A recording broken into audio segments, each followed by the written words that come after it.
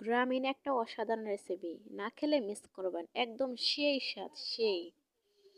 আসসালামু আলাইকুম এভরিওয়ান, জান্নাতুল ব্লগে সবাইকে স্বাগতম। তো আজকে আমি করব লাউ ও ডিম আর বড় ডালের একটা রেসিপি। এটা গ্রামীণ রেসিপি, এটা দাদিদের হাতে খেয়েছি, অনেক মজা। তো আমি আগে ডালটাকে ভিজিয়ে রাখবো, তারপরে লাউগুলোকে ছুলে কেটে ধুয়ে নেব, তারপর ডালটা সিদ্ধ দিয়ে দেব।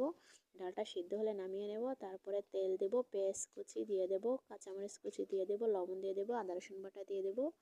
তারপরে পরিমাণ মতো পানি দিয়ে হলুদ লবণ মরিচ দিয়ে আমি এটাকে ভালো করে নাড়াচাড়া করব। যখন তেল উঠে আসবে তখন ডিমগুলো ফাটিয়ে দিয়ে দেব।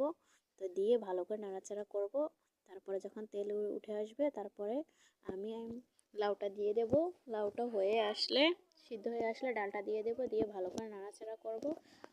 একটু পানি দিয়ে দেব, দিয়ে আবার নাড়াচাড়া করে বলক আসলে তখন আমি ধনিয়া পাতা কুচি দিয়ে নামিয়ে নেব। দেখো তো কেমন হয়েছে লাউটা, লাউয়ের তরকারিটা সেই লোভনীয় না, না খেলেই মিস করবেন। অনেক মজা হয়েছে, অনেক মজা। ভালো লাগলে পাশে থাকবেন। আল্লাহ হাফেজ বন্ধুরা।